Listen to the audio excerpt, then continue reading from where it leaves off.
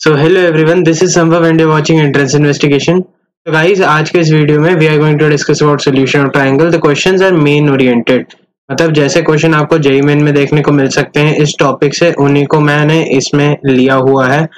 Easy हैं questions और आपके कॉन्सेप्चुअल क्लैरिटी देखिए, मैं बहुत ज्यादा डेप्थ में नहीं गया हूँ इसमें, क्योंकि मुझे पता है कि जेईई मेन जैसे एग्जाम में आपसे ज्यादातर फॉर्मूला बेस्ड क्वेश्चन पूछा जाएगा मैक्स टू मैक्स, और उसके अलावा छोटे मोटे क्वेश्चन पूछे जाते हैं। तो इसी के हिसाब से मैं आपको बार बार बोलूंगा कि जैसे कि आपकी एनसीईआरटी सप्लीमेंट्री में साइन रूल के ऊपर बात की गई है और कोसाइन रूल के ऊपर बात की गई है अच्छे से, तो इनको तो हमें फंडामेंटली बहुत अच्छे से कर लेना है। इसके अलावा टेंजेंट रूल यानी कि नेपियर एनालॉजी पे भी थोड़ी बहुत बातें हुई हैं। इसको आप क्योंकि हमने ये साइन रूल से ही प्रूव किया था, तो ये डायरेक्टली इसी से ही हो जाता है। एनसीईआरटी में इतना ही दिया है, तो वैसे तो ये सफिशिएंट अपने में नहीं है, मैंने बहुत सारी और चीजें, बट वो सारी चीजें जो हैं वो प्रूव होती हैं साइन रूल और कोसाइन रूल से। तो ये जो बेसिक्स हैं इन्हें आपको स्ट्रॉन्ग करना है, और आई होप कि ये वाले जो क्वेश्चंस आप लोग करेंगे अभी जो आएंगे इस वीडियो में, जो क्वेश्चंस आगे आने वाले हैं वो इसके में इस बेसिक्स को बिल्डअप करने में आपकी बहुत हेल्प करेंगे। तो चलिए गाइस, स्टार्ट करते हैं, लेट्स स्टार्ट। तो गाइस, सबसे पहला क्वेश्चन है, if in a triangle ABC cos a by a is equal to cos b by b is equal to cos c by c, then the triangle is। तो हमसे पूछा गया है कि ये ट्राइंगल कैसा होगा। देखिए, सबसे पहली बात, किसी ट्राइंगल के लिए कमेंट करने के लिए हम जनरली उसके साइड्स और उसके एंगल्स के ऊपर कमेंट करते हैं। अगर साइड्स जैसे कि यहाँ पर राइट एंगल देखे तो एक एंगल 90 डिग्री हो जाए तो वो राइट एंगल्ड होता है। आइसोसेलेस के लिए दो साइड्स इक्वल हो या दो एंगल्स इक्वल हो, एनीवे वो सेम, क्योंकि साइड और एंगल का कॉरेस्पॉन्डिंग एक रेशो होता है। इक्विलेटरल ट्राइंगल में तीनों साइड्स बराबर होते हैं, तीनों एंगल्स बराबर होते हैं, और ऑब्ट्यूस एंगल में एक एंगल का कॉस थीटा, मतलब ऑब्ट्यूस एंगल ट्राइंगल में किसी एक एंगल का कॉस थीटा नेगेटिव होगा, क्योंकि theta would be greater than 90 degree. तो ये हमारे आइडेंटिफिकेशन पैटर्न्स है। सबसे पहले एक इक्वालिटी का रिलेशन है, तो मैं वैसे जानता हूं कि a को मैं 2r sin a लिख सकता हूं, सिमिलरली b को मैं 2r sin b लिख सकता हूं, and the same reason 2r sin c लिख सकते हैं c को। तो जैसा कि हम जानते हैं, ये वाली चीज हमने साइन रूल से प्रूव की, और साइन रूल से ये रिजल्ट जो हेल्पफुल है हमारे आगे जो भी क्वेश्चन होने वाले हैं उनके लिए भी। तो आप इसका रिवीजन चेकलिस्ट से कर सकते हैं, जो कि वीडियो के डिस्क्रिप्शन में आपको जिसका लिंक मिल जाएगा। तो ये देखिए, अगर मैं बात करूं तो ये आ जाएगा cos a अपॉन a को मैं अगर 2r sin a लिखूं, cos b अपॉन b को मैं 2r sin b लिखूं, और c को मैं 2r sin c लिखूं, तो आप ये बात नोटिस कर पा रहे हैं क्या कि इसको हम cot a by 2r लिख सकते हैं, इसको हम cot b by 2r लिख सकते हैं, और इसको हम cot c by 2r लिख सकते हैं। तो क्योंकि यहाँ पर भी 2r एक कॉमन फैक्टर, तो वो कैंसिल हो सकता है, तो इससे एक रिजल्ट आता है cot a is equal to cot b is equal to cot c। और अगर cot a is equal to cot b is equal to cot c है, तो डेफिनेटली जो एंगल्स होंगे, angle a would be equal to angle b would be equal to angle c। तो जब तीनों angle equal हो जाएंगे तो इसका आंसर इक्विलेटरल ट्राइंगल होगा। This would be an equilateral triangle. इसको और एक्सप्लेन करने के लिए यहाँ तक अगर हम पहुंच गए, उसके बाद अगर मैं angle a plus angle b plus angle c देखूं तो वो 180 डिग्री या पाई रेडियन होगा। तो 3 times of angle a pi radian होगा, तो एंगल a 60 डिग्री है, pi by 3, and similarly angle b और एंगल c भी है। तो इसमें ये इक्विलेटरल ट्राइंगल की कंडीशन को होल्ड कर लेगा। ठीक है गाइस, तो पहले का आंसर हो जाएगा इक्विलेटरल ट्राइंगल। अब वो वेरी इजी क्वेश्चन, और ऐसा क्वेश्चन हो सकता है जेईई मेन में आए, या हो सकता है कहीं ना कहीं आपके बिट्स टाइप के एग्जाम में भी आ सकता है, वीआईटी के एग्जाम में आ सकता है। तो अलग अलग तरह के एग्जाम्स में ये क्वेश्चन आ सकता है। तो चलिए अगले क्वेश्चन पे मूव करते हैं। ओके, सो गाइज, इस क्वेश्चन को देखते हैं। इसमें हमारे पास दिया गया है कि ट्राइंगल है एबीसी, यानी कि एक ट्राइंगल दिया गया है और हमारे पास टेंजेंट ऑफ एंगल्स दिया गया है, जिसमें tan a इक्वल टू 2 है, tan b इक्वल टू 3/2 है, और हमारे पास एक साइड लेंथ दी गई है और मुझे सरकम रेडियस निकालना है, यानी कि मुझे r कैलकुलेट करना है। तो इसको हम बेस्ट अप्रोच, क्योंकि इस क्वेश्चन में दो अप्रोच लग रही हैं, दो अप्रोच का मतलब कि दो concept, to be more exact, इसमें दो कॉन्सेप्ट लग रहे हैं, तो ये जेईई मेन स्टैंडर्ड का बन जाता है ऑटोमेटिकली। देखिए, मैंने आप लोगों को एक फॉर्मूला बताया था tan of a plus B plus C का, s1 minus s3 over 1 minus 2s2, ऐसा बताया था मैंने, 1 माइनस s2 बताया था। अब इसी को मैं यूज कर सकता हूँ, इस s1 को मैं लिख सकता हूँ सम ऑफ ऑल एंगल्स, यानी कि tan a plus tan b plus tan c minus product of tan a tan b tan c upon 1 minus tan a tan b minus tan b tan c minus tan c tan a। ये लिखने का मैंने short तरीका बताया था। तो अब इसके कॉन्सेप्ट को यहाँ पर यूज किया जा सकता है। हमें C में यहाँ पर 2r का रिलेशन पता है कि 2r sin c हमारे पास दिया गया है √65, राइट। तो इधर से अगर मैं कहीं ना कहीं से sin c निकाल लूं तो मुझे r पता चल जाएगा, डायरेक्ट सा रिलेशन होगा। अब मुझे पता है कि C एंगल मैं इधर कहीं से निकाल सकता हूं, क्योंकि मुझे पता है कि a plus B plus C का वैल्यू पाई है, यानी कि tan of a plus B plus C यानी कि tan ऑफ पाई है, जो कि 0 है। इसका मतलब s1 माइनस s3 का वैल्यू 0 होगा, तो s1 का वैल्यू s3 होगा, और अगर s1 का वैल्यू s3 है तो tan a plus tan b plus tan c को मैं लिख सकता हूं tan a tan b tan c। जब मैं ये लिख लूंगा तो tan a का वैल्यू तो मुझे पता है 2 है, tan b का वैल्यू मुझे पता है 3/2 है, और tan c को मैं एज्यूम कर लेता हूं is equal to tan a tan b tan c। तो ये कैंसिल हो गए, तो ये हो जाएगा 7/2, राइट। 7/2 प्लस tan c, अच्छा tan c को इधर ले जाएं तो 3 tan c minus tan c is equal to 2 tan c आ जाएगा। तो इससे मेरे पास tan c का वैल्यू आ जाता है 7/4। अच्छा जी, पर मुझे तो क्या चाहिए, मुझे sin c चाहिए। अब इस बात का भी आप जरूर ध्यान दें कि हमारे पास C एंगल 0 से 180 के बीच में ही होगा, मतलब रफ टर्म्स में बोले तो साइन हमेशा पॉजिटिव होगा, पहली बात, ये बात का ध्यान रखें। मोreover आप कह सकते हैं कि 2r sin c है इज इक्वल टू एक साइड लेंथ, तो c sin c must be एक पॉजिटिव क्वांटिटी, इस तरीके से भी समझ सकते हैं। जब मेरे पास tan c पता है तो मैं tan c लिख सकता हूँ 7/4, और मुझे ये लेट से x है तो ये मेरा एंगल c मान लेते हैं, तो sine of c is equal to 7/x, और x पाइथागोरस थ्योरम से मैं लिख सकता हूँ 7 स्क्वायर प्लस 4 स्क्वायर का under root, that is 49 plus 16 का अंडर रूट, यानी कि रूट ऑफ 65। तो साइन ऑफ c का वैल्यू हो जाता है 7/√65। तो 2r sin c का value I can write by 7/√65 is equal to √65, जो कि c का वैल्यू है। तो r का वैल्यू आ जाता है √65 का square upon 14, that is 65/14, which is the answer. तो आंसर इस क्वेश्चन का C हो जाता है, यानी कि ये मेरा आंसर होगा, राइट। समझ में आ गया, इजी था, मतलब बस यही है, आपको ये चीज क्लिक कर जाए कि a प्लस बी प्लस सी पाई है, मैं उसे कैसे यूज कर सकता हूँ, तो इसको यूज करने का तरीका ये था। और चलिए अगले क्वेश्चन पे मूव करते हैं। ओके गाइस, सो इस क्वेश्चन में देखें, बड़ा सा क्वेश्चन है, और वैसे देखने में जितना मतलब क्योंकि फिगर की वजह से बड़ा बन गया है, तो इसको हम करने की अभी कोशिश करेंगे। देखिए यहाँ पर दिया गया है कि हमारे पास एक सर्कल है जिसका एरिया है 20 square units, it is centred at point O, मतलब centred at point O। Suppose the triangle ABC is inscribed in the circle and has area 8 units. अब रुक जाओ, देखो ABC ट्राइंगल में को हमने सर्कल के अंदर डाला है, इसका मतलब जो इस ट्राइंगल का सर्कम रेडियस होगा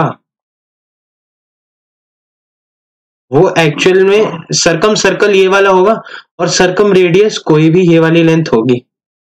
तो सर्कम सर्कल जो है, सर्कम सर्कल का जो एरिया है वो है 20 स्क्वायर यूनिट, जिसका मतलब अगर मैं सर्कम रेडियस की वैल्यू लिखूं तो वो pi R square is equal to 20, यानी कि आर स्क्वायर का वैल्यू 20 बाय पाई है। ये मेरे पास एक कंडीशन है और इसको मैं यूज करूंगा, कहीं ना कहीं इसका यूज होगा। अभी देखना कि कैसे यूज होगा।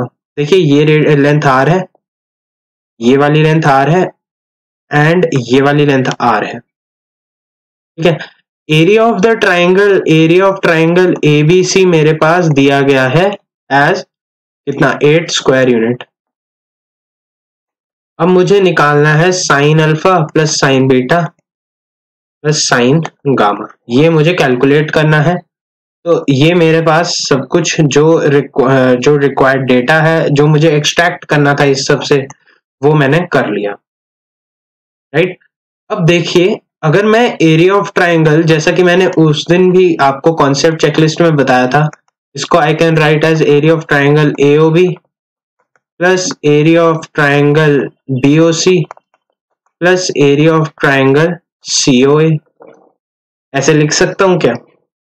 और हाँ बिल्कुल लिख सकता हूं। और मैंने एक और बात बताई थी कि किसी भी ट्राइंगल में अगर मुझे दो साइड्स पता है और एक इंक्लूडेड एंगल पता है तो इसका एरिया है half x y sine theta, जिसका कि प्रूफ मैंने कॉन्सेप्ट चेकलिस्ट में बताया है, लिंक आपको डिस्क्रिप्शन में मिल जाएगा।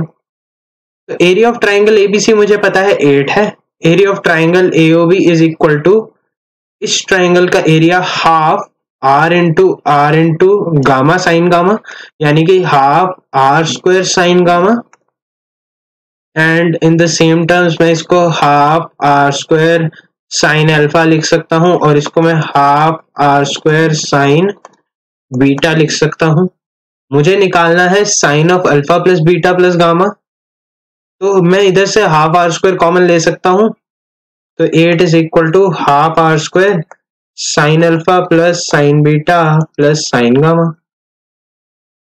अब आर स्क्वायर मुझे पता है 20 बाय पाई है, तो half r square 10 by pi, तो 8 is equal to 10 by pi into sine alpha sine beta sine gamma का सम, यानी कि ये जो मेरा रिक्वायर्ड आंसर है, जो मेरा रिक्वायर्ड आंसर है वो हो जाता है 8 पाई बाय 10, जो कि ऑप्शन ए है, यानी कि 4 pi by 5। A option is the correct answer to this question. I hope आप लोगों को ये समझ आया होगा। सिंपल सा क्वेश्चन, सिंपल से लॉजिक, कुछ ज्यादा मुश्किल वाली बात नहीं होनी चाहिए। बस आपको ये चीज निकालनी आती है ना, और आपको इधर से सर्कम रेडियस का वैल्यू निकालना आता है, तो आप इस क्वेश्चन को आराम से कर सकते हैं, राइट। चलिए गाइस, तो नेक्स्ट क्वेश्चन पे मूव करते हैं। ओके, सो इस क्वेश्चन में दिया गया है कि साइड्स हमारे पास दी गई हैं ट्राइंगल की। So the sides of triangle are in the ratio 2:√6:√3+1। Now the largest angle among the largest angle मुझे निकालना है ऑफ द ट्राइंगल। अब मुझे पता है ये जो ट्राइंगल नोटेशन होती है उसी के हिसाब से करने की देखते हैं। लेट्स से ये A:B:C दिया गया है। और द रफ टर्म्स मैं इसको 2.73 अज्यूम कर सकता हूँ। इसको मैं √2 इंटू √3 कह सकता हूँ, यानी कि 1.7 इंटू 1.4, दैट इज अराउंड कितना होगा ये 17, तो ये आ जाएगा 2.38 के आसपास। तो ये हो जाएगा 2 और ये हो जाएगा 2.38। अब मुझे पता है कि C इसकी सबसे लॉन्गेस्ट साइड होगी, और हमने बचपन में पढ़ा है कि जिसकी साइड सबसे लंबी होती है वो सबसे ज्यादा बड़ा एंगल इंक्लोज करता है, ठीक है। तो इसकी लेंथ सबसे ज्यादा है तो ये सबसे बड़ा एंगल इंक्लोज कर रहा होगा। तो कहीं ना कहीं मुझे यहाँ वाले एंगल को कैलकुलेट करना है, यानी कि मुझे एंगल C का वैल्यू कैलकुलेट करना है। और मेरे पास जब 3 साइड्स का रेशियो दिया है तो मैं 3 साइड्स को एज सच K के साथ मल्टीप्लाई करके एज्यूम कर सकता हूँ, यानी कि let my side a is equal to 2k, b is equal to √6k and c is equal to √3 + 1k, right. तो ये मैं इसको यूज करूंगा। रिलेशन क्या यूज कर सकते हैं, एंगल C निकालना है तो ऐसा करते हैं cos ऑफ C लिखते हैं। ये मुझे कैसे पता चला, मुझे पता है cos का फॉर्मूला, cos ऑफ थीटा का फॉर्मूला, मतलब cos ऑफ अगर a बोलूं तो b² + c² - a² over 2bc है, जो कि किसी और एंगल के इंडिपेंडेंट है। और अगर कोई चीज किसी एंगल के इंडिपेंडेंट है तो मैं डायरेक्टली उसके हिसाब से, और मुझे सारी साइड्स नोन है, तो मैं डायरेक्टली cos थीटा कैलकुलेट कर सकता हूँ, इवेलुएट कर सकता हूँ। तो cos C को लिखने के लिए मैं a² + b² - c² over 2ab लिख लूंगा, राइट है। तो अब cos C देखो यार क्या है, cos C हमें निकालना है। a² क्या होगा 4k², b² क्या होगा 6k² और c² होगा √3 + 1 का square into k² over 2 into 2k into √6k, सही है। तो ये k² कैंसिल हो जाएंगे, तो ये बन जाएगा 10 - 3 + 1 + 2 √3, ऐसे बन जाएगा। और यहाँ पर डिनोमिनेटर में 4√6 बन जाएगा। ये मेरा cos C का वैल्यू है। इसको मैं कैसे लिख सकता हूँ, इसको मैं 6 - 2 √3 अपॉन 4√6 लिख सकता हूँ।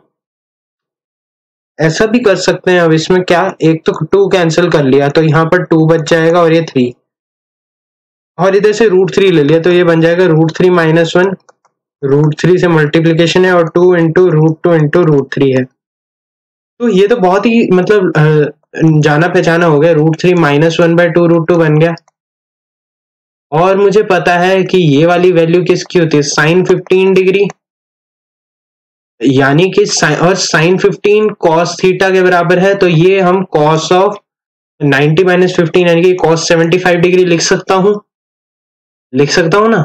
तो इसीलिए एंगल C का वैल्यू 75 डिग्री आ जाता है। तो ये मेरा आंसर हो जाएगा 75 डिग्री, यानी कि मेरा आंसर हो जाएगा C का वैल्यू C ही है। तो C is the correct answer to this question. I hope आप लोगों को ये समझ आया होगा। सिंपल सा क्वेश्चन था, ज्यादा कुछ मुश्किल नहीं, हमने सिंपल सा कोसाइन फॉर्मूला का एप्लीकेशन देखा। चलिए गाइस नेक्स्ट क्वेश्चन पे मूव करते हैं। ओके सो गाइस इस क्वेश्चन में क्या दिया गया है कि हमारे पास एक ट्रायंगल है ABC, जिसका साइड लेंथ BC 1 यूनिट है और AC 2 यूनिट है। ओके सो मुझे maximum value of angle A निकालना है। इसको डायग्रामेटिकली सोचते हैं कि क्या क्या दिया गया है। अगर मैं इसको A मान लूं, इसको B मान लूं और इसको C मान लूं, थोड़ा सा डायग्राम अच्छा सा बनाते हैं ना ताकि कुछ कंफ्यूजन ना हो। इसको C मान लो और इसको A मान लो। ओके अच्छा, BC 1 है, AC 2 है, मुझे maximum value of this angle निकालना है। तो ऐसा करते हैं, मुझे क्योंकि ये दो साइड पता है तो मैं इन दो एंगल्स का रिलेशन निकाल सकता हूँ, क्योंकि मैक्सिमम मिनिमम किसी फंक्शन के लिए हो सकता है। तो थोड़ा थोड़ा सोचते हैं। चलिए इसको सोचने में मैं ऐसा लिख सकता हूं कि this BC side upon sine A is equal to AC side upon sine B, right. तो इसको मैं लिख सकता हूं sine A is equal to sine B times BC upon AC, और BC अपॉन AC का वैल्यू तो हाफ है। ये बात समझ आ गई कि sine of A is equal to half of sine of B। अब मुझे सोचना है कि मैक्सिमम वैल्यू क्या हो सकती है। पहली बात, सारे एंगल्स एक्यूट हैं तो मुझे छोटा एंगल सोचना है। साइन ए हाफ साइन बी, इसका रेंज क्या होता है -1 से लेकर के 1। नेगेटिव वाली रेंज होगा नहीं, 0 पर कोई एंगल बनेगा नहीं। और मुझे मैक्सिमम बताना है, तो मैक्सिमम कब होता है, साइन मुझे पता है कि इंक्रीजिंग फंक्शन है 0 से π/2 के बीच में। इसका मतलब इसका मैक्सिमम वैल्यू तब आएगा जब यहाँ ये वाला वैल्यू भी मैक्सिमम होगा और ये वाला वैल्यू मैक्सिमम होगा जब B का वैल्यू 90 डिग्री होगा। B से तो हमें मतलब नहीं, हमें तो A निकालना है।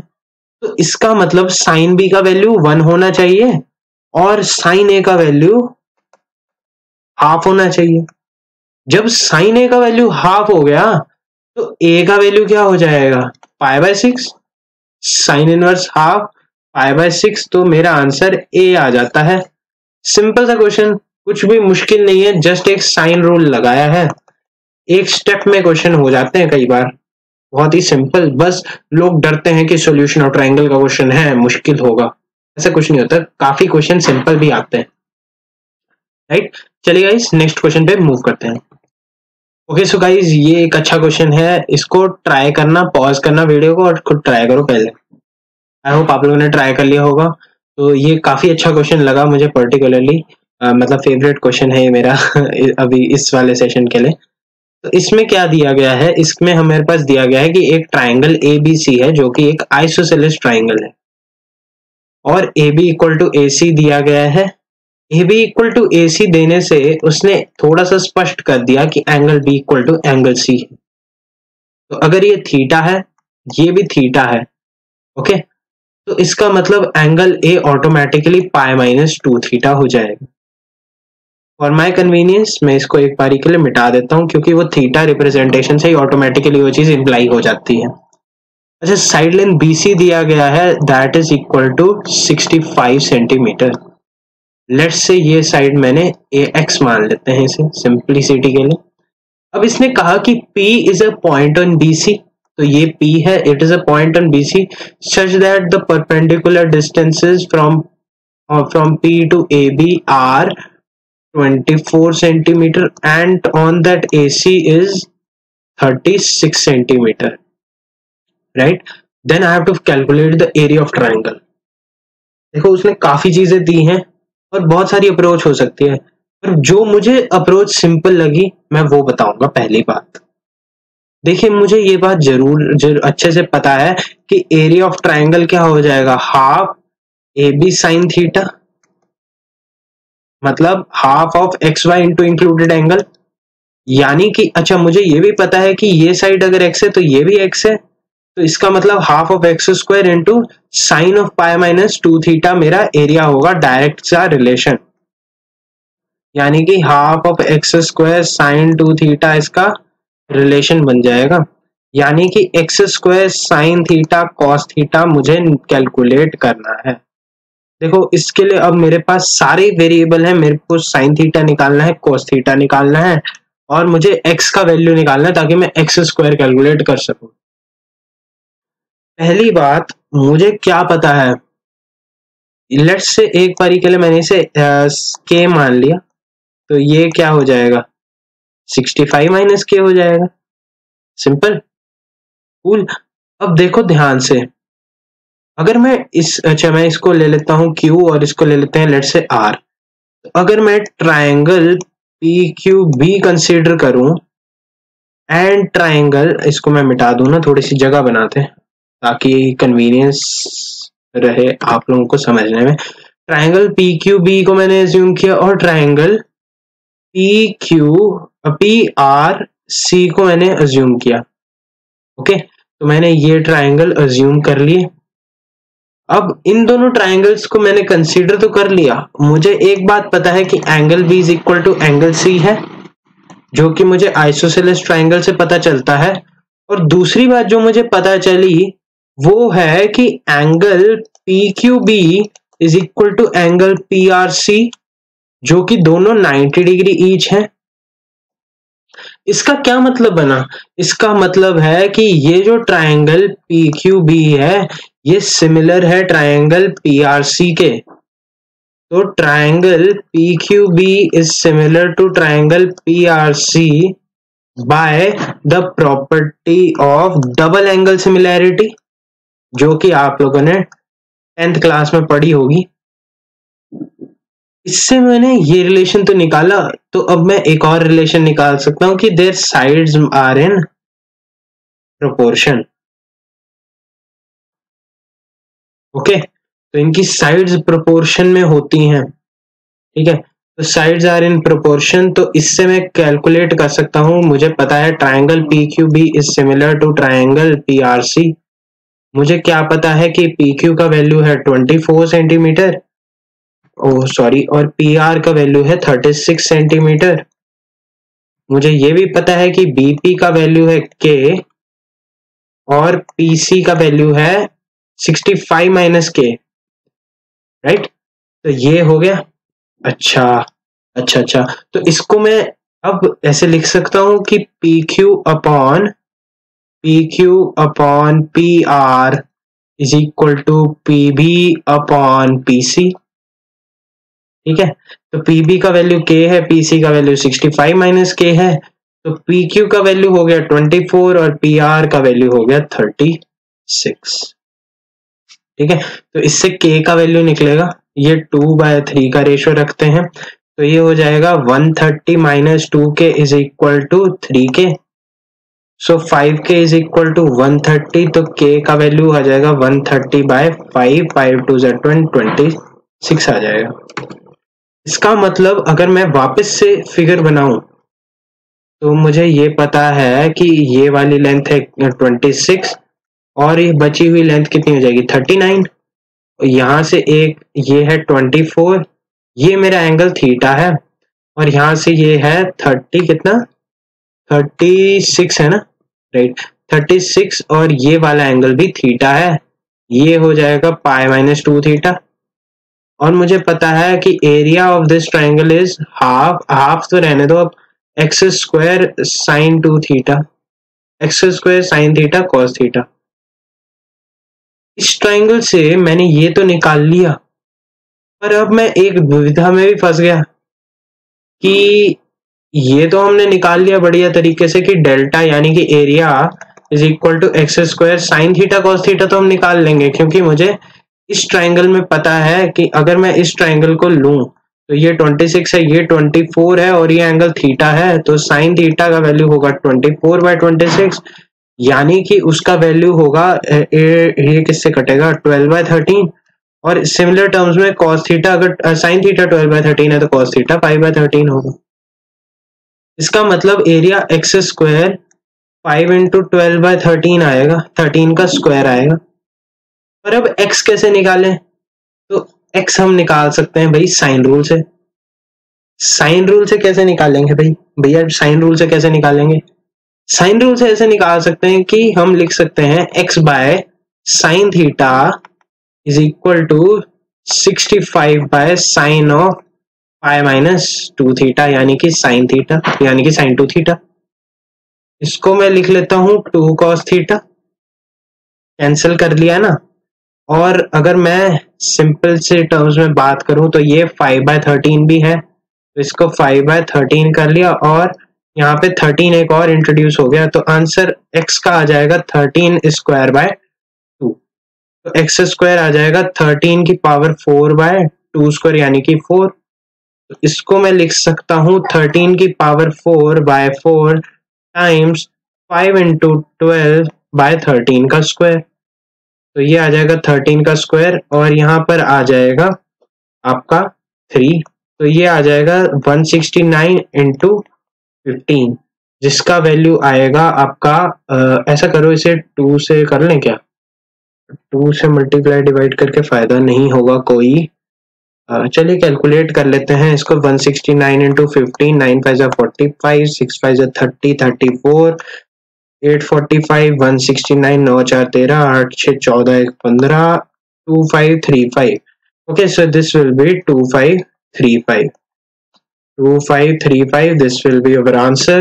So the answer to this question is C, that is 2535 is the correct answer to this question. I hope आप लोगों को समझ आया होगा, ये बहुत अच्छा क्वेश्चन लगा मुझे, क्योंकि इसमें एक कॉन्सेप्ट सिमिलैरिटी का आपके बेसिक्स से उठा लिया, ये आपके एरिया के फंडे से उठा लिया, साइन रूल भी लगा इस क्वेश्चन में, तो ऑब्वियस सी बात है कि क्वेश्चन में और ऑटोमेटिकली दम था, ऐसा नहीं था, ये क्लिक करने में टाइम लगना था, क्योंकि तरीके बहुत सारे हो सकते हैं, पर मुझे अच्छा लगा क्योंकि इसमें मल्टीपल कॉन्सेप्ट इन्वॉल्व हो सकता था। ओके सो गाइज, इस क्वेश्चन में हमारे पास ये चीज दी गई है कि in a triangle A B C, AB is equal to 5 centimetre, AB is equal to 5 centimeter, BC is equal to 13 centimeter and CA is equal to 12 centimeter. तो ये तो बहुत जाना पहचाना सा ट्रिपलेट दिख रहा है, 5 12 13 का ट्रिपलेट है, यानी कि ये एक राइट एंगल ट्राइंगल होगा। तो चलिए इसको ड्रॉ करने की कोशिश करते हैं। तो BC इज 13 सेंटीमीटर, ये इस तरीके से होगा, ये 5, ये 13 और ये 12, तो ये A और ये एंगल 90 ले लिया, राइट। अच्छा, इसने कहा कि distance of vertex A from side BC, यानी कि यहां से परपेंडिकुलर डाल दो और ये x निकाल लो। ओके, सिंपल है, बहुत ही इजी क्वेश्चन है ये। देखो देखो देखो कैसे हुआ, मुझे x निकालना है, ये तो मैं सीधा साइन रूल लगा सकता हूं। देखो x बाय साइन b लिख लो, x by sine b is equal to 12 by sine 90। Simple हो गया ना, खत्म हो गया मेरे को तो लगता है क्वेश्चन। अच्छा, साइन भी निकालना रह गया ना, तो साइन भी निकाल लो। तुम्हें ये पता है कि साइन बी का वैल्यू क्या होगा, perpendicular that is 5 upon hypotenuse, तो 5 बाय 13। कूल। तो x का वैल्यू आ जाएगा sine B 12 into sine B, यानी कि 12 इंटू 5 बाय 13, यानी कि इसका आंसर बी आ जाएगा जो कि है 60 by 13। This is the answer to this question, right. काफी सिंपल, बहुत इजी, बस आपको एक ये मतलब देख कर डरना नहीं है क्वेश्चन, ये बताना चाह रहा था मैं। ओके, चलिए नेक्स्ट क्वेश्चन पे मूव करें।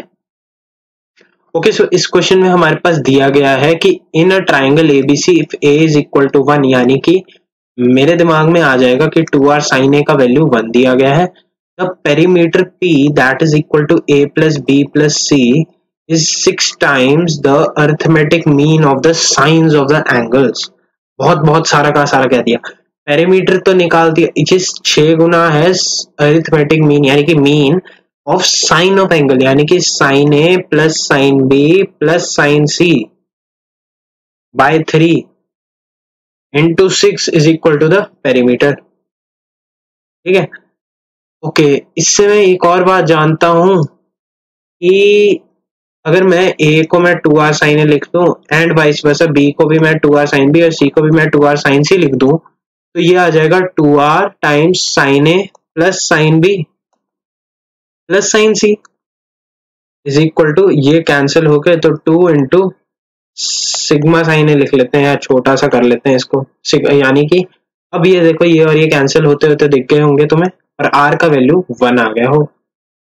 तो 2 इंटू r का value 1 into sine of a is equal to 1, तो साइन ऑफ a का वैल्यू हाफ आ गया, और यानी कि a का वैल्यू पाई बाय 6 आ गया। आंसर ये आ जाएगा। ठीक है, समझ में आया, बढ़िया। चलो नेक्स्ट क्वेश्चन पे मूव करते हैं। ओके गाइस, तो ये हमारे इसका लास्ट क्वेश्चन है, और इसमें कहा है कि in a triangle ABC B plus C का वैल्यू 3A है, तो cot B by 2 times cot C by 2 पूछा गया है। तो आप लोगों को पता होगा हाफ एंगल फॉर्मूला हमने डिस्कस किया था, तो उसी से ही कर लेते हैं, आसान रहेगा शायद। ठीक है, तो इसमें S को मैं लिख सकता हूँ A plus B plus C by 2, और S का वैल्यू क्या होगा, यहाँ पर B प्लस C 3A है, तो 3A प्लस A बाय 2 आ जाएगा, यानी कि 2A आ जाएगा। ओके, cot B को मैं लिख सकता हूँ, cot B बाय 2 को मैं लिख सकता हूँ cos B by 2 upon sine B by 2। cos B by 2 का फॉर्मूला होता है S into S minus B upon BC का अंडर रूट, और साइन B का फॉर्मूला होता है S minus A into S minus C upon BC under root. ये और ये कैंसिल हो जाएंगे, तो सिमिलर टर्म्स में cot C बाय 2 को मैं लिख सकता हूँ S into S minus C upon S minus B into S minus A का अंडर रूट। सही है, तो इन दोनों का प्रोडक्ट करना है हमें, तो इन दोनों का प्रोडक्ट करेंगे, तो ये एक बार लिख लेते हैं। तो cot B by 2 into cot C by 2, तो S into cot B by 2 S minus B upon S minus A into S minus C into under root of S into S minus A upon S minus B into S minus C। सही है ना, कुछ गड़बड़ कर दी मैंने, S minus B और ऊपर S minus C, और यहाँ पर S माइनस B और S माइनस A आएगा। Root of S minus B, root of S minus B cancel, root of S minus C, root of S minus C cancel, तो ये आ जाएगा under root के अंदर S square upon s minus A का square, right. तो ये आ जाएगा s upon s minus A. s का वैल्यू है कितना, 2a, तो डाल दो 2a, तो 2a upon 2a minus A that is a, तो इसका वैल्यू आ जाएगा 2, जो कि हमारा आंसर C है। तो आई होप आप लोगों को समझ आया होगा। वीडियो को लाइक जरूर कर देना और शेयर जरूर कर देना अपने दोस्तों के साथ, है ना, अपने दोस्तों के साथ, जूनियर्स के साथ, है ना। तो कर दो यार, शेयर कर दो, लाइक कर दो और सब्सक्राइब कर देना चैनल को। Press the bell icon for the latest updates and stay connected, stay safe. चलिए गाइस, मिलते हैं अगले वीडियो में। Until then, bye bye, see ya, take care.